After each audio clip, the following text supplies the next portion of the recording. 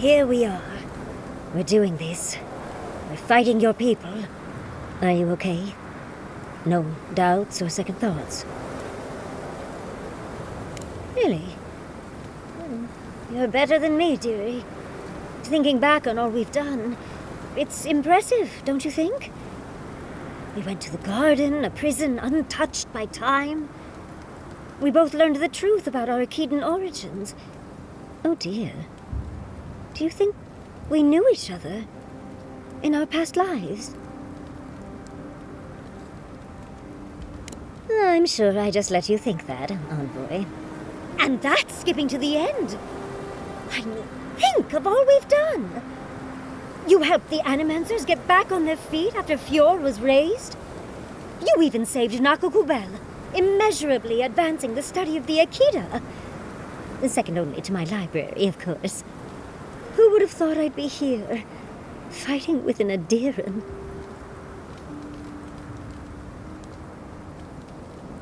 Oh, I suppose I can work with that. Truly, thank you. I'm forever changed for our time together. As weird as you are, Envoy, I'm glad we're here, now, ready to save the living lands. Well, let's go kill that dead one. How can I help, darling? Don't let the bedbugs bite, dearie. We'll finish this. I'll keep watch. Get all the rest you need. You should get some sleep. Big day coming up. Makes sense. It's a lot to think about. I've been in a lot of dangerous situations, but it's always been a fight to survive. It's just a fight. Putting my life on the line for someone else's cause. It's the opposite of survival. It's foolishness. You know, I've never seen a bear go to war. They fight for survival, not for causes. We're about to go out there and risk our lives for what? A concept of how things ought to be? We might die, all to determine who sleeps in the nicest house in Paradise until the island decides it's time for a change. It's fine, really. But it's some blessed day Sokka when you think about it. Right. Careful you don't get stuck in all that sap. I'll be all right. I'll keep watch. Get all the rest you need. Can't sleep? Neither can I. We're going into battle for the soul of the living lands, rallying under the banners of the Paradise militia. Your emperor will not be pleased. Indeed. When a godlike fights in battle, people take note of which side. The Adirans will doubt your loyalty. The locals will doubt your commitment. You may even doubt yourself. This is the first time you were told to pick a side. And I fear it won't be the last. All we ask in return is that you do the same for us. From what I understand, your ambassador is very persuasive, very powerful, and very accustomed to getting his way.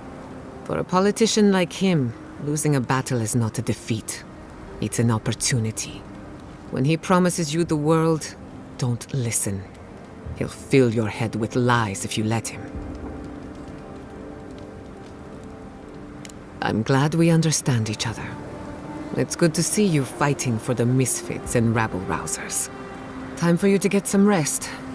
We have a big day ahead of us.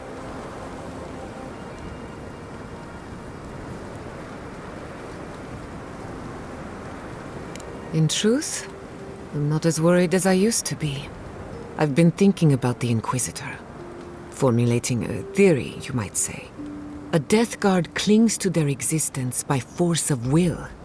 Stubbornness, unfinished business, that sort of thing.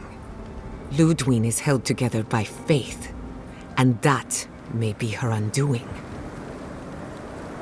Faith is the foundation of her reality. Faith in the righteousness of the gods. But according to her faith, Sapadal should not exist. A new god independent of hers? Blasphemy. By that logic, you shouldn't exist either. And yet here you are. By staying alive, of course. You are the godlike of a heretical god, a contradiction to her reality. Can you imagine how much she needs you to die? Her entire worldview depends on it. Who knows? Maybe that uncertainty is enough to make her mortal again. Or maybe not. I'm just theorizing as I go. Whatever happens, I want to see it for myself. For the research. When I agreed to travel with you, I didn't think I'd find myself at the center of a political upheaval. So imagine my surprise when you gave the living lands a chance to unite. Granted, it was an uphill climb. But thanks to our struggle, the island finally knows itself. I can't wait to see you. Agreed. We fought hard just to defend what's ours. But to answer your question, the future looks bright for it. Is it really that obvious? No matter who wins or loses, the living... In my heart, I know that's a good thing. Life is impossible without... I just want to put this behind us. For you. Go on, then. Not before I've done some reading.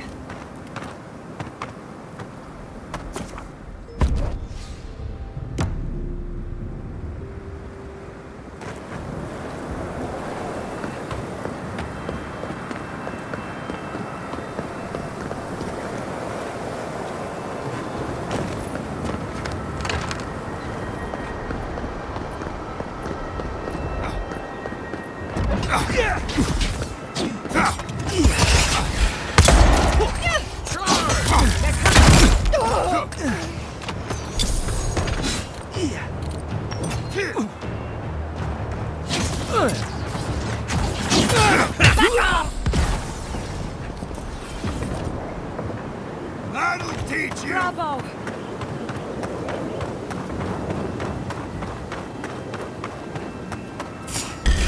After them! Get off me!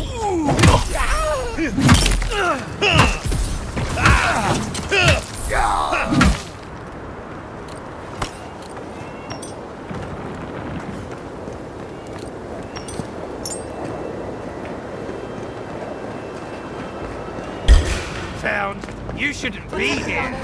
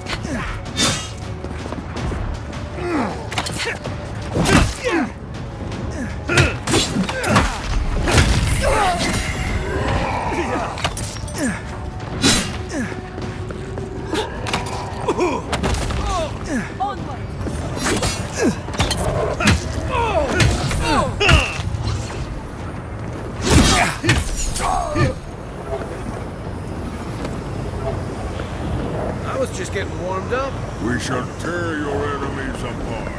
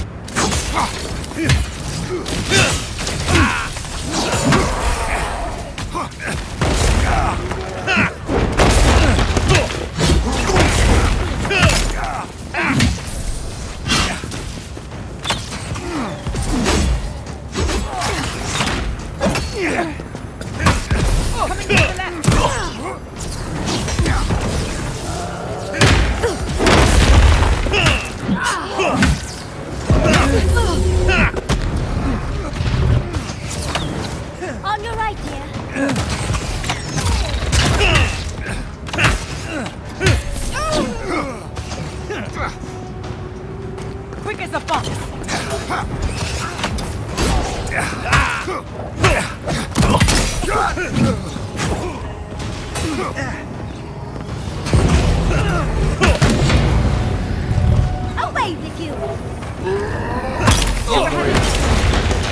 I'll protect your back. Foolishness.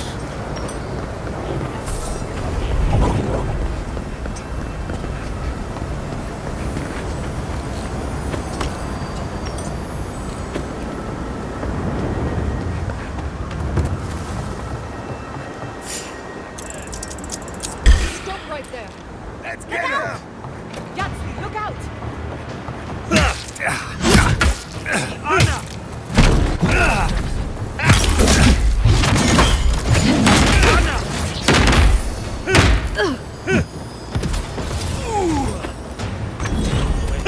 Anna! Anna!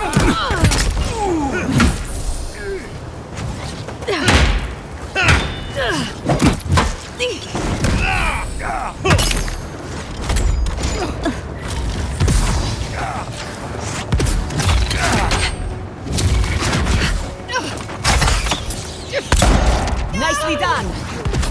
Show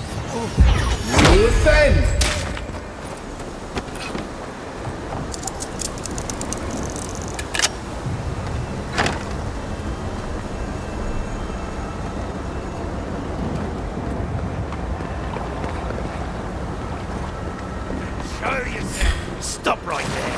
We've got You company! shouldn't be here!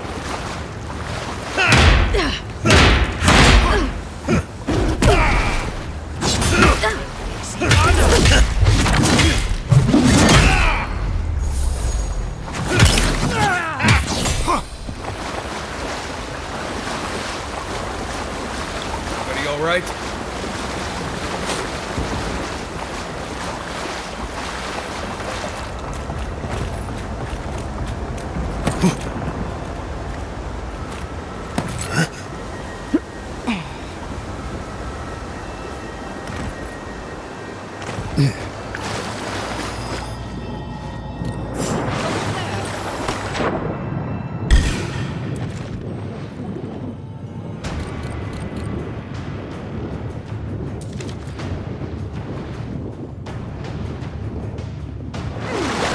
Envoy, watch your left!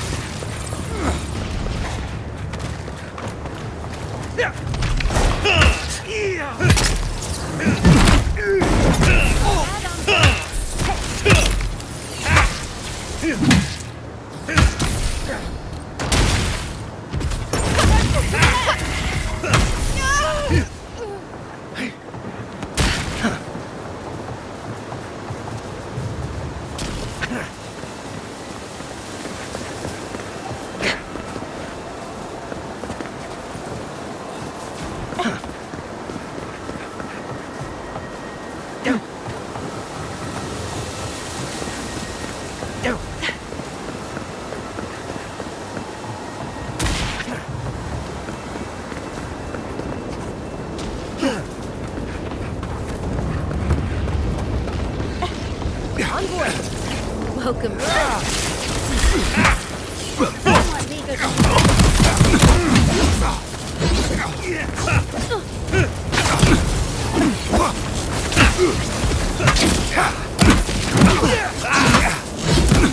I let you have that one. Take the Inquisitor out! Behind you.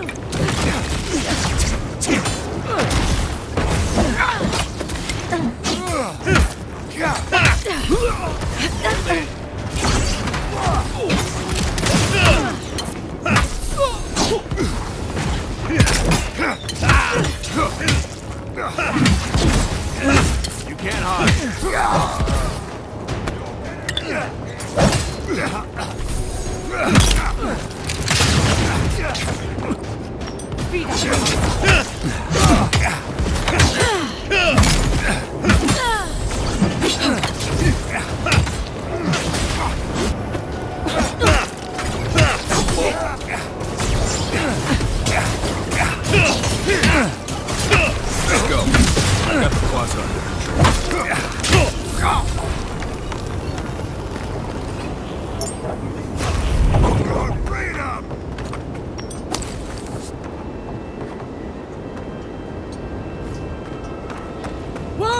demand your submission.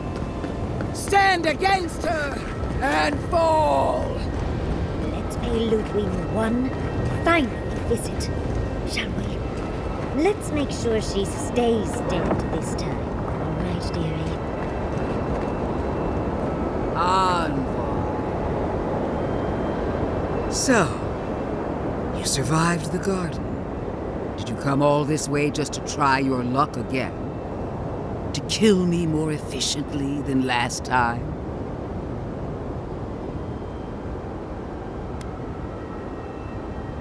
So you say.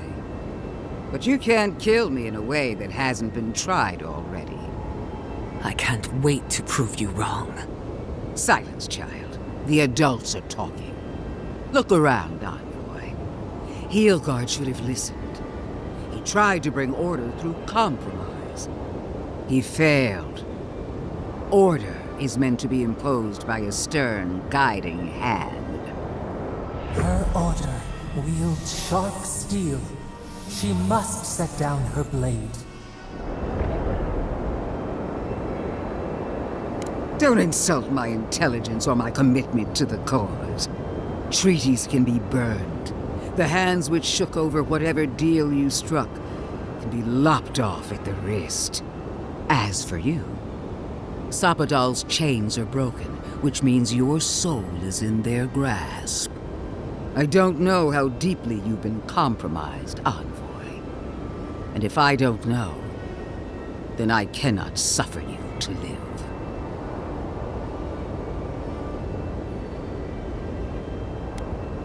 Judgment has been passed. Now comes the sentence.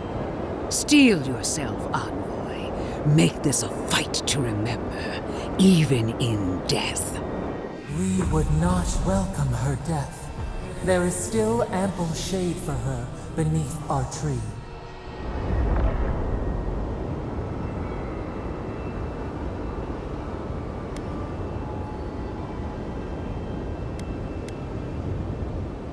All this time, I knew you'd be worthy prey.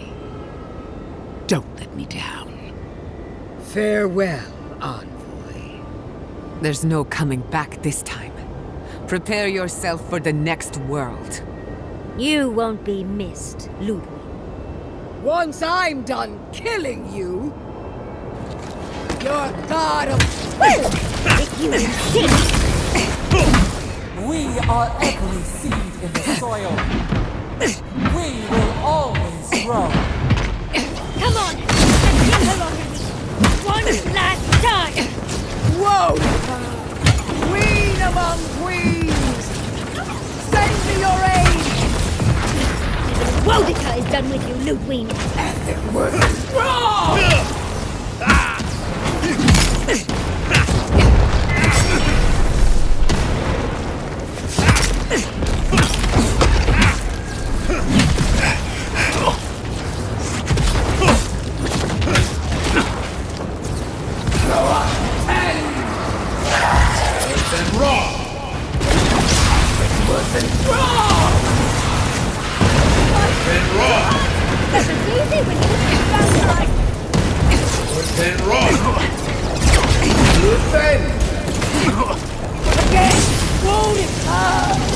Help me! One last time!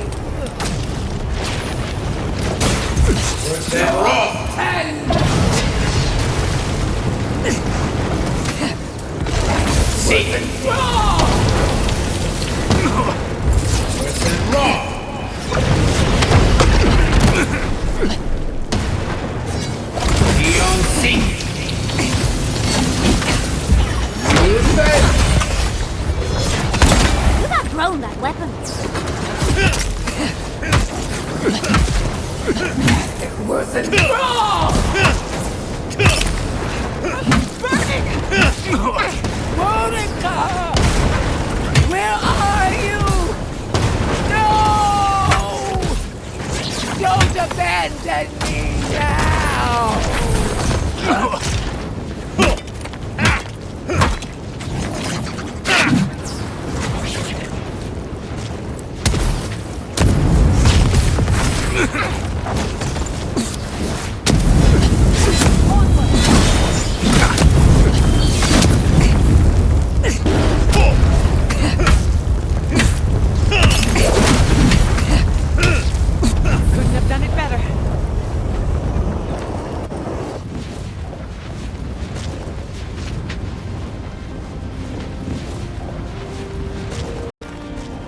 Wherever Ludwine is now, she must be seething. Of course, we'd be happy to kill her again, if needed. She's done for. But we're not. Whatever's next, we'll face it. Together. Gods, you're all gonna make me sick. But carry on. Unraveled at last. We no longer feel her wire against our flesh.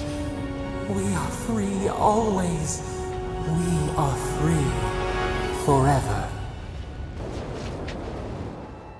Silence falls over Paradise, as though the city is holding its breath.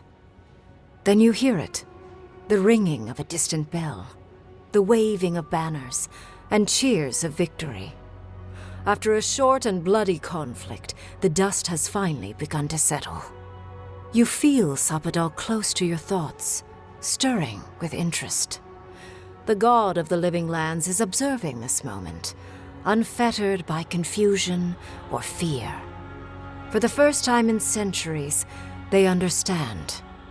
The Paradise militia rallies to you, the outsider who defended them in their hour of need. Whatever happens next, you have won their confidence. You take a moment to reflect on the calm.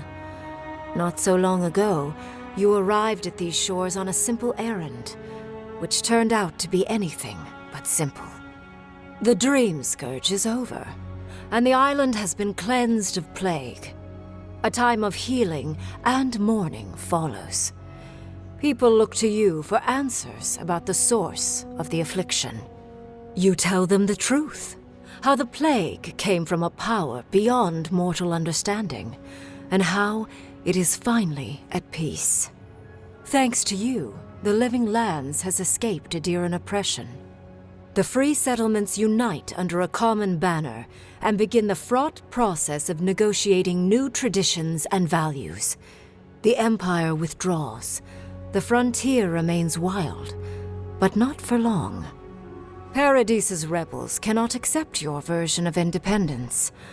After the assassin Egwolf died in custody, only a few of his people ally themselves with the United Settlements. To them, you will always be the oppressor. The refugees of Emerald Stair resettle in Thirdborn, bringing their skills and research to aid the local community. What starts as an uneasy partnership blossoms into a bond of trust. Through shared adversity, they find common ground. The ashes of Fior Messiverno continue to smolder. Scavengers avoid the ruins, fearful of spirits unleashed by animancy gone awry. The once promising city is nothing but a cautionary tale. For the people of Shatterscarp, independence is bittersweet. Those who cannot withstand the grief inflicted by Ringgrim's spell leave the settlements, vanishing into the wilderness. Those who remain find themselves forced to cooperate with others, often begrudgingly.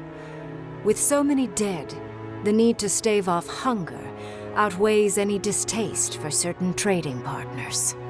Solace Keep clings to its long-held isolation at first. But after mourning her friend Kostya, Mihala reluctantly deigns to open the doors of the fortress. Some dwarves greet newcomers with glee. Others still mutter darkly about outsiders. Mihala flounders in her earliest negotiations with the rest of the living lands, but slowly learns compromise. She develops a taste for Valian sweets.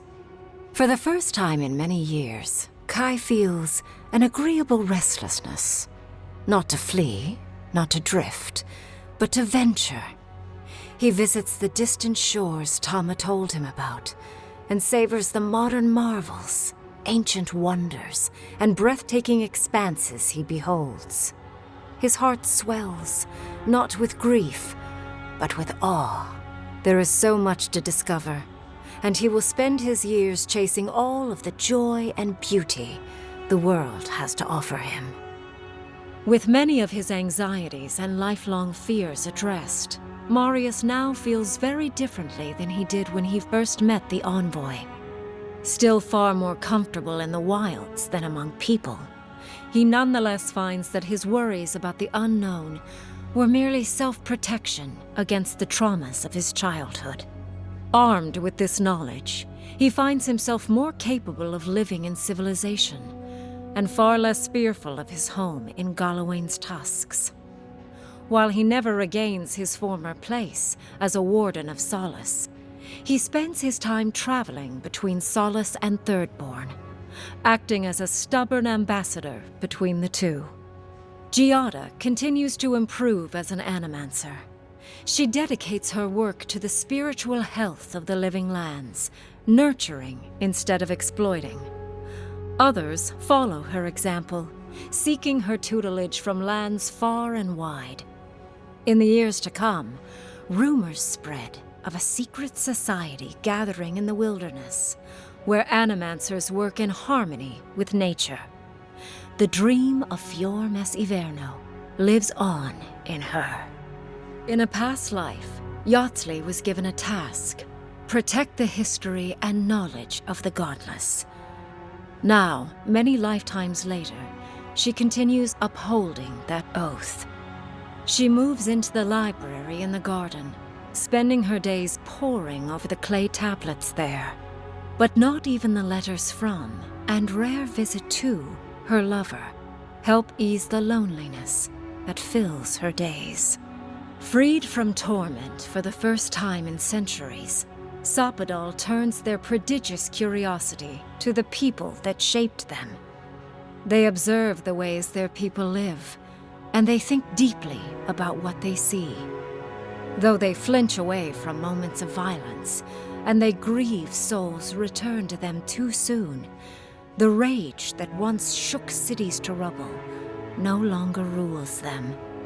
Instead, they come to you with questions. They want to understand. After a time, they begin tentatively to garden. Where they can, they improve the lives of Kith, and the suffering that troubled them is reduced, if never fully eradicated. Their grief compels them to love, and they love unreservedly, with the power of a god. Sapadal pours a fragment of their power into the statue they claimed from the temple of Aethys. Newly embodied, they roam the living lands and learn to experience the world as Kith do. Their first attempts at locomotion are clumsy, and a stand of innocent trees is violently returned to the wheel. But as their confidence grows, so does their grace. Soon, they are bounding across the plains of eastern Dawnshore, leaping the river gorge in Emerald Stair, scaling the shark's teeth of Shatterscarp, and fearlessly wading into the Tusk's acid sea. When they break, they come to you to put them back together, and in time, they learn to fix themselves. They wander far afield. You see less of them, but they are never far from your thoughts, and on the rare occasion they return, they always bring you something beautiful and strange. The sounds of celebration pull you out of reverie. Many are waiting to greet you with open arms. You take a moment to catch your breath and savor it, because everything is about to change.